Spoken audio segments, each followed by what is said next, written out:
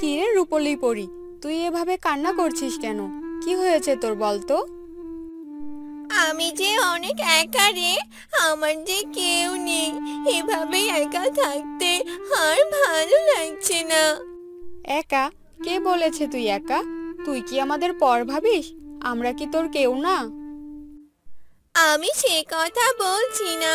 তোদের সবারই সন্তান আছে, কিন্তু আমার কোনো সন্তান নেই। আর এই জন্যই আমি ভীষণ একা। চিন্তা করিস না রূপলি, একদিন তোরও সন্তান হবে।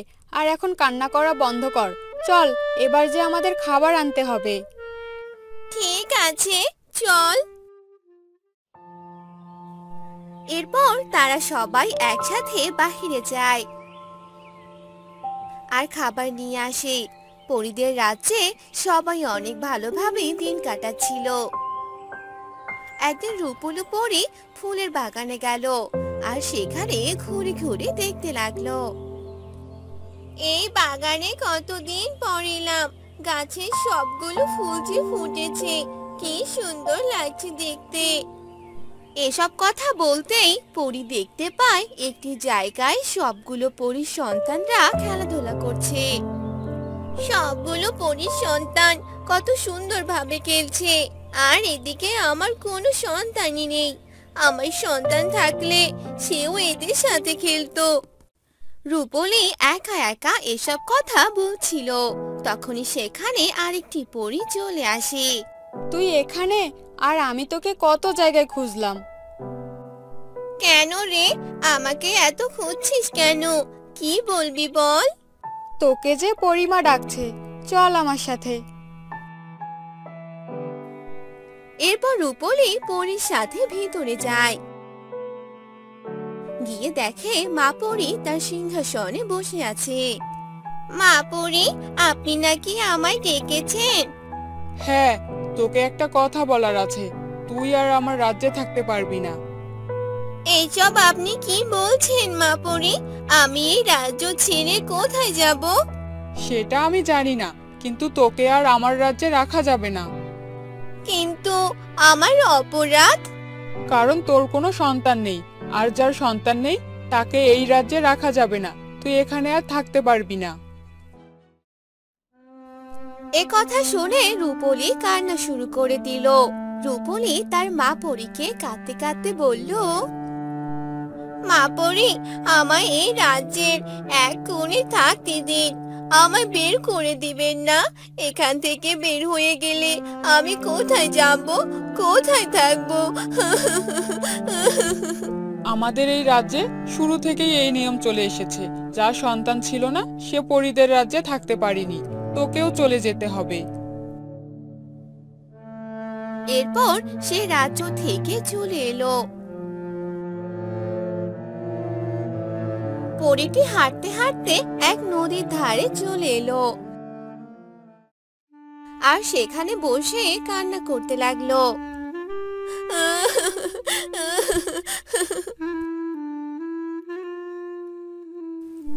একি, কে তুমি? আর তুমি এখানে বসে এভাবে কান্না করছো কেন? আমি যে এক পরী। তুমি পরী হয়ে মানুষের মতো এভাবে কান্না কেন করছো? তোমার এত দুঃখ কিসের? পরীদের দুঃখ আছে, আগে তো জানতাম না। হ্যাঁ, আমার যে অনেক দুঃখ, তাই পরী হয়েও মানুষের মতো আমায় কান্না করতে হচ্ছে। কি হয়েছে বলো তো? আসলে আমার সন্তান না থাকার কারণে আমাকে রাজ্য থেকে বের করে দেওয়া হয়েছে। সন্তান ছাড়া এই রাজ্যে কেউ থাকতে পারবে না, তাই আমিও থাকতে পারলাম না। তুমি কষ্ট পেও না পরী, একদিন তোমারও সন্তান হবে। আমার যদি একটা সন্তান থাকতো, তাহলে আমিও রাজ্যে সবার সাথে হাসি খুশি ভাবে থাকতে পারতাম। আমি তোমার ইচ্ছে পূরণ করে দিতে পারি, তবে একটি শর্ত আছে। শর্ত? কি শর্ত? তুমি বলো জলপরি, আমি তোমার সব শর্ত মানতে রাজি আছি। আমি তোমাকে সন্তান দিব, কিন্তু সেই সন্তান নিয়ে তোমাকে এখানেই থাকতে হবে। তুমি তোমার রাজ্যে যেতে পারবে না। এ কেমন শর্ত দিলে জলপরি? আমি তো চেয়েছিলাম আমার সন্তানকে নিয়ে সবার সাথে থাকতে, কিন্তু তুমি তো আবার আমাকে একা করে দিতে চাইছো। তুমি এ শর্ত মানতে পারলেই তোমায় আমি সন্তান দিব। আমার কাছে যদি সন্তান না থাকে তাহলে আমি একাই থাকবো, রাজ্যে যেতে পারবো না। আর যদি সন্তান থাকে তবে রাজ্যে যেতে পারবো না ঠিকই, কিন্তু আমি আমার সন্তানকে নিয়ে একসাথে থাকতে পারবো। কি ব্যাপার পরি, তুমি একা একা কি ভাবছো? জলপরি, আমি তোমার শর্ত মানতে রাজি আছি। এবার তো আমাকে সন্তান দিয়ে দাও। এরপর জলপরি তার জাদু শক্তি দ্বারা একটি সোনার সন্তান নিয়ে আসে। সোনার সন্তান দেখে পরি অবাক হয়ে যায়। এটা তো সোনার সন্তান। হ্যাঁ, এটা সোনার সন্তান। আর এই সোনার সন্তানকে আমি তোমায় দিয়ে দিলাম। সন্তানকে পেয়ে পরি অনেক খুশি হয়ে গেল। আর পরি সেখানে একটি কুঁড়ে ঘরে জীবন কাটাতে লাগলো। এভাবে বেশ কিছুদিন কেটে গেল।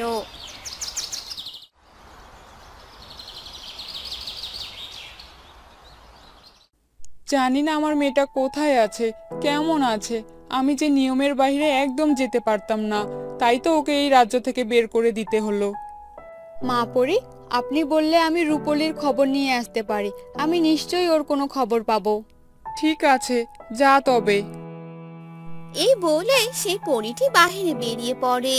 আর সে উড়ে উড়ে রূপলিকে খুঁজতে থাকে। খুঁজতে খুঁজতে বিকেল হয়ে যায়। তখনই সে দেখতে পায় একটি কুঁড়ে ঘরের সামনে রূপলি বসে আছে। তার হাতে ছিল সোনার সন্তান। এসব দেখে পরীটি ভীষণ অবাক হয়ে যায়। এরপর সে মা পরীর কাছে যায়। আমার মেয়ের কি কোনো খবর পেলি? মা পরি, আমি যা দেখলাম সেটা দেখে তো আমি আমার চোখকে বিশ্বাস করাতেই পাচ্ছি না। কি হয়েছে সেটা তো বল। এরপর পরীটি মা পরীকে সব কথা বলে দেয়। তাহলে তো সেখানে আমাকে যেতেই হয়, চল তাহলে। এরপর তারা দুজন রূপলির বাড়ির সামনে গেল। আর রূপলির সামনে হাজির হলো। মা পরী, আপনারা এখানে? এসব আমি কি দেখছি? পরি তোর সন্তান, তাহলে তুই রাজ্যে কেন ফিরে এলি না? মা পরী, আমি রাজ্যে ফিরে যেতে পারবো না। কিন্তু কেন? আমরা তোকে নিতে এসেছি, আমাদের সাথে তোকে যেতেই হবে। এ কথা শুনে রূপলি পরী নদীর কাছে গিয়ে জলপরীকে ডাকে। আর জলপরী সেখানে হাজির হয়। কি হলো, আমাকে ডাকলে কেন? আমার রাজ্য থেকে তারা আমায় নিতে এসেছে। এবার কি আমি রাজ্যে ফিরে যেতে পারি?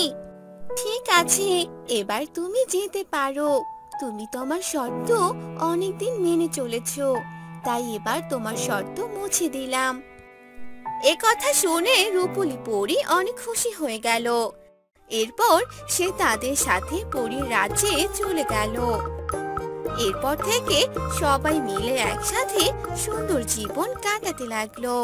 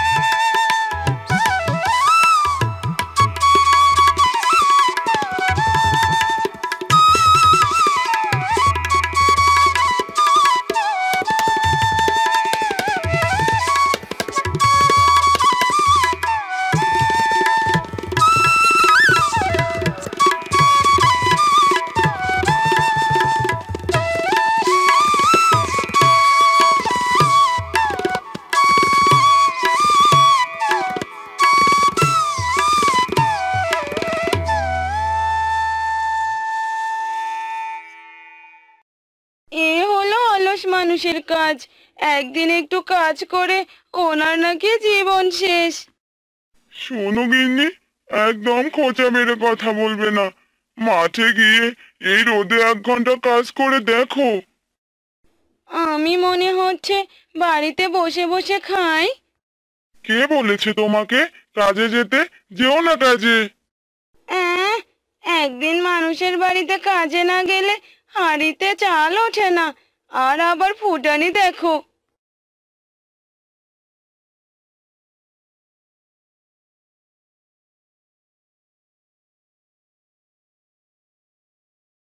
শুধু তো কালকের দিনটাই আছে। এই একদিনে এতগুলো জমি কিভাবে চাষ করবে শুনি?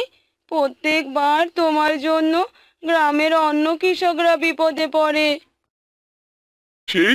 সেই তো অলসী বলছো আমায়। আমি কি কম চেষ্টা করি নাকি? তুমি কোনো চেষ্টাই করো না। আসলে তোমার কোনো ইচ্ছে শক্তিই নেই। যদি থাকতো তাহলে প্রতিবার গ্রামের মানুষদের অমন কথা শুনতে হতো না। কি বললে? আমি ইচ্ছে করেই করি না? আমার ইচ্ছে শক্তি নেই? থাকো তুমি তোমার বাড়িতে, আমি আর কখনো ফিরবো না। হারাধন রাগ করে বাড়ি থেকে বের হয়ে যায়। এই দাঁড়াও দাঁড়াও, এই রাতের বেলা কোথায় যাচ্ছ তুমি? শোনো। হারাধন তার বউয়ের কোনো কথাই শোনে না, আর সে হাঁটতে হাঁটতে একটি জঙ্গলের মাঝে চলে যায়। সবাই আমাকে অলস বলে, আমি নাকি ইচ্ছে করে এসব করি। থাক, সবাই ভালো থাক, আমি আর ওই গ্রামে কখনো যাব না। কে ওখানে এত রাতে এই জঙ্গলে? মানুষ, গিয়ে দেখি তো ব্যাপারটা। কে তুমি এই মাঝরাতে এখানে বসে একা একা কি বলছো? কে কে কে কে তুমি? আমি হলাম প্রকৃতি কন্যা, এই বনেই আমি থাকি। কি হয়েছে তোমার? হারাধন তখন সব কথা পরীকে বলে। ও আচ্ছা, এই ব্যাপার। তুমি কোনো চিন্তা করো না। এই নাও জাদুর কোদাল। এই কোদাল দিয়ে তুমি খুব দ্রুত কাজ করতে পারবে। এবার ফিরে যাও। তোমাকে অনেক ধন্যবাদ পরি, তুমি আমার অনেক উপকার করলে। এই উপকার আমি কখনো ভুলবো না। এরপর হারাধন বাড়িতে ফিরে যায়, আর বাড়ি ফিরতে ফিরতে তার সকাল হয়ে যায়। সে বাড়িতে না প্রবেশ করে সোজা মাঠে চলে যায়, আর মাঠের সব জমি চাষ করে ফেলে। কি ব্যাপার হারাধন দাদা, এ কিভাবে সম্ভব? তুমি একদিনে এত জমি কিভাবে চাষ করলে? কাজ করলেও তোদের সমস্যা, না করলেও তোদের সমস্যা। আরে না না, এবার ভালোই হলো। দেখবে তোমার জমিতে অনেক ভালো ফসল হয়েছে।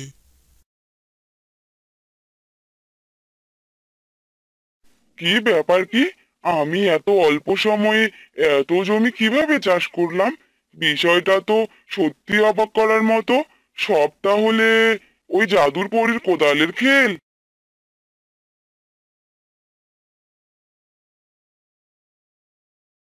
কিরে, শুনলাম তুই নাকি একদিনেই সব জমি চাষ করে ফেলেছিস। এই জন্য দেখতে এলাম। দেখতেই তো পাচ্ছেন, এবার আর আপনার টাকা ফেরত দিতে কোনো সমস্যা হবে না। ছোটবেলায় বাবা নাম রেখেছিল হারাধন, তাই নাকি আমার কাছে ধন ধরা দেবে না।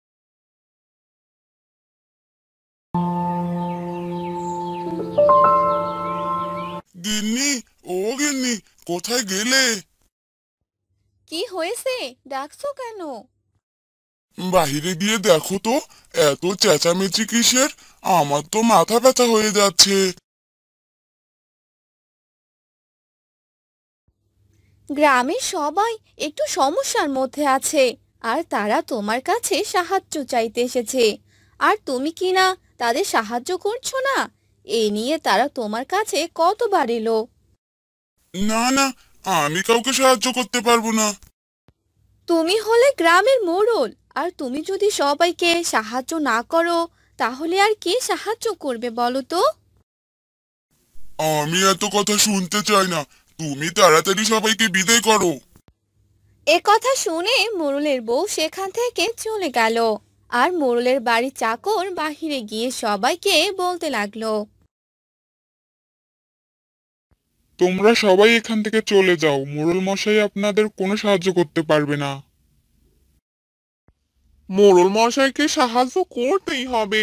মোড়ল মশাই যদি আমাদের সাহায্য না করে তাহলে আমাদের না খেয়ে মরতে হবে। মোড়ল মশাই আপনাদের সাথে কোনো কথা বলতে চান না, চলে যান এখান থেকে। এ কথা শুনে সবাই সেখান থেকে চলে গেল। অন্যদিকে মোড়ল একা একা বলতে লাগলো, আমার টাকা পয়সা বেশি হয়নি যে গ্রামের সবাইকে দান করে দেব। আমার টাকা দিয়ে আমি সুখে দিন কাটাবো। এভাবেই তাদের দিন কাটতে লাগলো। খরার কারণে মাঠ ঘাট শুকিয়ে গেল, জমির ফসল নষ্ট হতে লাগলো। হে ভগবান, তুমি আমাদের রক্ষা করো। তুমি ছাড়া যে আমাদের আর কেউ নেই। গ্রামের মোড়ল যে আমাদের কোনোভাবেই সাহায্য করছে না, তুমি তার বিচার করো ভগবান। এ কথা বলে সেই লোকটি ভগবানের কাছে প্রার্থনা করতে লাগলো। আর একদিন রাতে অনেক জোরে জোরে বৃষ্টি পড়তে লাগলো। ভগবান বুঝি আমার কথা শুনেছেন। ভগবান সবার মঙ্গল করুক। আজ জমিতে গিয়ে দেখে আসি জমিটার কি অবস্থা। সেই লোকটি তার জমিতে গেল আর দেখাশোনা করতে লাগলো। অন্যদিকে মোড়লের বাড়িতে এক সাধু বাবা এলো। বাড়িতে কেউ আছে? মারে, আমায় একটু জল দে তো। আরে সাধু বাবা, আপনি আসুন, ভেতরে আসুন।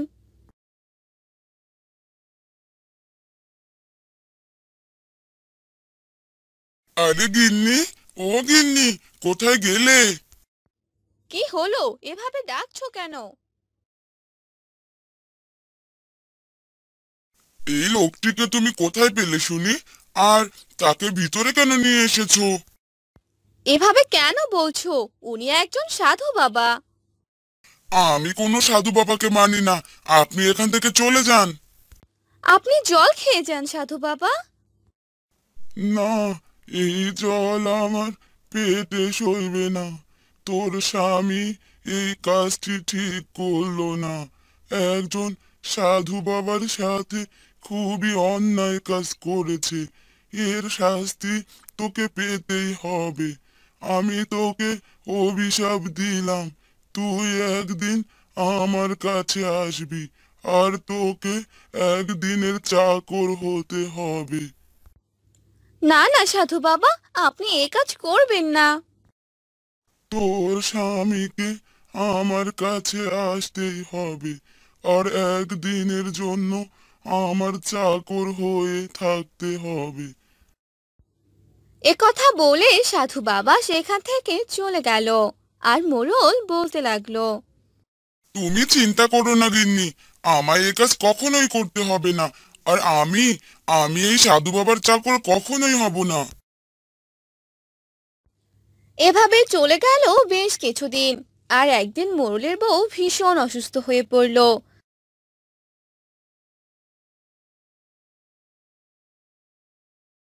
আর একদিন এক কবিরাজ মোড়লকে বলল, তোর বউকে বাঁচানোর একটি উপায় খোলা আছে।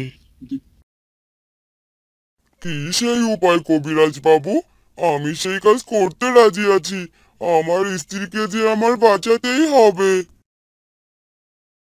সাধু বাবার কাছে একটি মলম আছে। এই মলম শুধু তার কাছেই পাওয়া যাবে। সেই মলম তোর স্ত্রীর কপালে ছুঁয়ে দিতে হবে। আর এই কাজটি করলেই তোর স্ত্রী একদম সুস্থ হয়ে যাবে। না, আমি এ কাজ করতে পারবো না।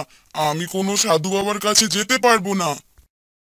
এ কাজ না করলে তোর স্ত্রীকে বাঁচানো যাবে না। এ কথা বলে কবিরাজ সেখান থেকে চলে গেল। আর মোড়ল দুশ্চিন্তায় পড়ে গেল। কি করব, কি করব? শেষে কিনা সাধু বাবার কাছে আমার যেতে হবে, কিন্তু এছাড়া যে আমার কোনো উপায় নেই। এভাবে সারা রাত ভাবতে লাগলো। আর পরদিন সকালবেলা সে সাধু বাবার কাছে চলে গেল। আমি জানতাম তোকে আমার কাছে আসতেই হবে। হা হা হা হা হা। সাধু বাবা, আপনি আমায় বাঁচান। আমার স্ত্রী মৃত্যু পথযাত্রী, তাকে যে বাঁচাতেই হবে। কিন্তু আমি কি করে সাহায্য করব? আপনার কাছে এক ধরনের মলম আছে, যা আমার স্ত্রীর কপালে ছুঁয়ে দিতে হবে, তাহলে আমার স্ত্রী সুস্থ হয়ে যাবে। কিন্তু আমি তো ওকে কোনোভাবেই সাহায্য করতে পারবো না। এরকম করবেন না সাধু বাবা, আপনি যা বলবেন আমি তাই করব। আপনি আমার স্ত্রীকে বাঁচিয়ে দিন। তাহলে একদিনের চাকর হতে হবে তোকে। গ্রামের মোড়ল সাধু বাবার কাছে একদিনের চাকর হয়ে গেল। আর এ কথা গ্রামের সবাই জানতে পেল। আর মোড়ল সেই সাধু বাবার কথা মতো কাজ করতে লাগলো।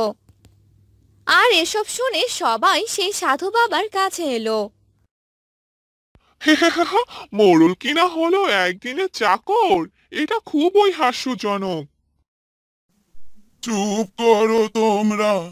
কখনো কখনো নিজেদের ভুলের জন্য এরকম শাস্তিও পেতে হয়। তোমাদের মোড়ল ভুল করেছিল, তাই তার শাস্তি পেল।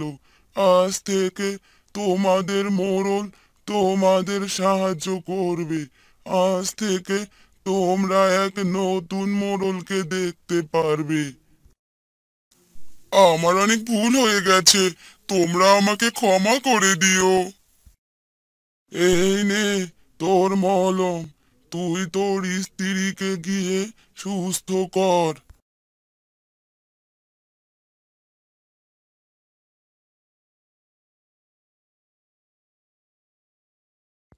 এরপর মোড়ল সেই মলম নিয়ে বাড়িতে এলো আর স্ত্রীর কপালে ছুঁয়ে দিল। আর মোড়লের স্ত্রী একদম সুস্থ হয়ে গেল। হ্যাঁ গো, দেখো আমি একদম সুস্থ হয়ে গেছি। হ্যাঁ গিন্নি, তুমি আমায় ক্ষমা করে দাও। আমি আর কারো সাথে খারাপ ব্যবহার করব না।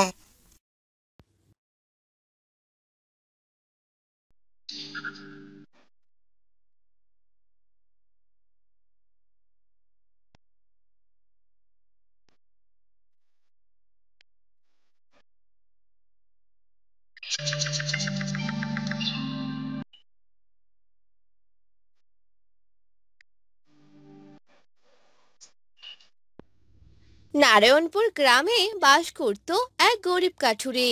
গ্রামে সে আর তার বউ লক্ষ্মী বাস করত। কাঠুরে রোজ গভীর বনে যেত কাঠ কাটতে। গিন্নি, ও গিন্নি, কোথায় গেলে? এই তো আসছি, দাঁড়াও। বনে যাব কাঠ কাটতে, দেরি হয়ে যাচ্ছে যে। এই নাও কিছু খাবার, সাবধানে থেকো। তারপর কাঠুরে কাঠ কাটতে বনে যায়। আর কিছু কাঠ কেটে সেদিন ছিল অনেক গরম। খুব গরম লাগছে, এদিকে তৃষ্ণায় যে বুকটা ফেটে যাচ্ছে। কি করব বুঝতে পারছি না। আশেপাশে তো নদ নদী জলাশয় কিছুই দেখছি না। যাই, একটু সামনে এগিয়ে দেখি কোনো জল পাই কিনা। এই বলে কাঠুরে হাতে কুড়াল নিয়ে সামনের দিকে যেতে শুরু করলো। কিছু দূর যেতেই কাঠুরে একটি ডাব গাছ দেখতে পেল। হাঁটতে হাঁটতে অনেক দূর চলে এলাম, কিন্তু কোথাও তো একটু জল পেলাম না। ওই তো, ওই তো একটা ডাব গাছ দেখতে পাচ্ছি। যাই, ওখান থেকে একটা ডাব পেড়ে নেই।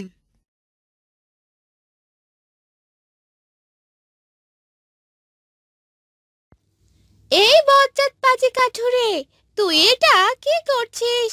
আমি কি তোকে আমার ডাব পাড়তে বলেছি? আমার অনুমতি না নিয়ে কেন তুই আমার ডাব পাড়তে চাইছিস? এই ডাব গাছ দেখি কথাও বলতে পারে। কি বলছো কি ডাব গাছ? এই গাছগুলো তো সৃষ্টিকর্তাই আমাদের জন্য সৃষ্টি করেছে। আমরা একজন আরেকজনের বিপদে সাহায্য করব, একজন আরেকজনের গাছের ফল খাবো, এটাই তো স্বাভাবিক। তোর সাথে আমি কোনো তর্কে যেতে চাই না। আমি যখন বলেছি যা, তাহলে তুই এখান থেকে চলে যাবি, বুঝেছিস? আমি কি তোকে আমার ডাব পাড়তে বলেছি? ডাব গাছের এমন অহংকারী কথা শুনে পাশে থাকা খেজুর গাছ বলে ওঠে। ডাব গাছ, তুমি ওনাকে এভাবে কেন বলছো? উনি তো অনেক তৃষ্ণার্ত। সারাদিন ধরে এই কড়া রোদের মধ্যে বনে কাঠ কেটেছে। বেচারা পিপাসায় ক্লান্ত হয়ে গেছে, তাই তোমার কাছে এসেছে একটা ডাবের জন্য। আর তুমি এমন আচরণ করলে? এমন আচরণ করো না। আর কথা না বেরিয়ে ওকে একটা ডাব দিয়ে দাও। এই তুই যা, তোকে কে বলেছে ওর হয়ে ওকালতি করতে? তুই কি পারবি ওর তৃষ্ণা মেটাতে? তুই তো পারিস থোকায় থোকায় ধরে থাকতে। তোর ফল তো কোনো কাজই আসে না। কি একটা বাজে ফলের জন্ম দিয়েছিস তুই। আর আমাকে দেখ, আমার ডাব খেতে কত মানুষ আসে। তাই বলে কি আমি যাকে তাকে আমার ডাব দিয়ে দেব? আমার ডাব আমি এই কাঠুরে ভিখারিদের দেব না। এই সামান্য কথা নিয়ে তুমি আমাকে এত অপমান করলে ডাব গাছ? তোমার এত অহংকার! ডাব যখন কাউকে দেবেই না, তাহলে ধরে রেখেছো কেন? কার জন্যে বলো তো? এসব তো মানুষের জন্যই। তোমার ডাব খেয়ে সবাই কত প্রশংসা করবে। তাই আবারও বলছি, দিয়ে দাও। ওই কাঠুরেকে একটা ডাব দিয়ে দাও। এই তুই চুপ থাক। তোকে কতবার বলেছি ওর হয়ে ওকালতি করবি না। আমি ওকে ডাব দেব না। তুই এই নিয়ে আমার সাথে কোনো কথা বলতে আসবি না। ঠিক আছে, ঠিক আছে, আমাকে নিয়ে আর নিজেদের মধ্যে ঝগড়া করো না। আমি চাই না তোমরা প্রতিবেশী হয়ে ঝগড়া করো। ডাব গাছ, তোমার ডাব আমার লাগবে না। কাঠুরে ভাই, তুমি তো চলেই যাচ্ছ, কিন্তু যাওয়ার আগে আমার একটা অনুরোধ রাখবে? বলো, কি বলবে? রাখার মতো হলে রাখবো। আমার খেজুর তো কেউ খায় না, এ নিয়ে আমার মনে অনেক দুঃখ।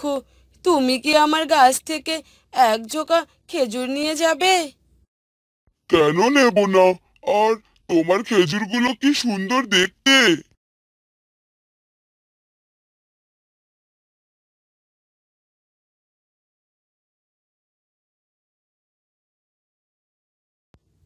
এ কথা বলে খেজুর গাছ থেকে এক ঝোপা খেজুর নিয়ে বাড়িতে চলে যায় আর তার গিন্নিকে ডাকতে থাকে। গিন্নি, ও গিন্নি! কি গো, তোমার হাতের খেজুরগুলো তো অনেক সুন্দর, খেতেও নিশ্চয়ই অনেক সুস্বাদু হবে।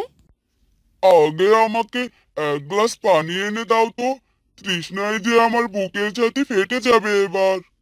আচ্ছা দাঁড়াও, আনছি।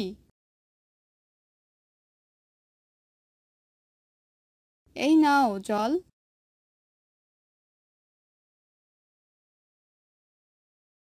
জানো গিন্নি, আজ কি হয়েছিল?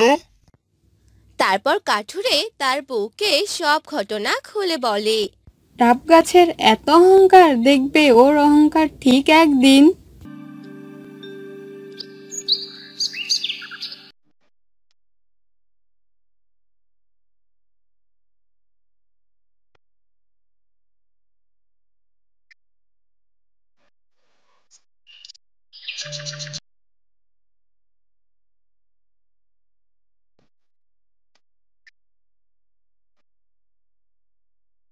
কাঠুরে আবার কাঠ কাটা শেষ করে সে রাস্তা ধরে বাড়ি ফিরছিল। আর ফেরার পথে দেখলো কি ব্যাপার? সেদিন তো ডাব গাছে কতগুলো ডাব দেখলাম, আজ দেখছি গাছে একটা ডাবও নেই। হ্যাঁ, অহংকারের পতন তো হবেই। তুমি যেদিন চলে গিয়েছিলে, সেদিন বাগানের মালিক এসে সব ডাব জোর করে পেরে নিয়ে যায়। কাঠুরে ভাই, আমাকে ক্ষমা করে দিও। আমি আমার ভুলটা বুঝতে পেরেছি। আমি আর কখনো কারো সাথে অহংকার করব না। তুমি যে তোমার ভুল বুঝতে পেরেছো, এটাই অনেক। মনে রেখো, অহংকার পতনের মূল।